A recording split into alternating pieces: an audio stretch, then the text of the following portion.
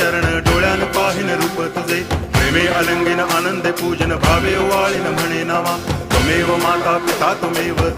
बंधुश्च सखा त्वमेव विद्या तरुणं त्वमेव सर्वं मम देव कायेन वाचा मनसेन्द्रियैर्वा बुद्ध्यात्मना वा प्रकृति स्वभावात् करोमि यद्यत् सकलं परस्मै नारायणायति समर्पयामि अच्युतं केशवं रामनारायणं कृष्णदामोदरं वासुदेवं हरि गिरिधरं माधवं गोपिकावल्लभं जानकीनायकं रामचन्द्रं भजे हरे राम राम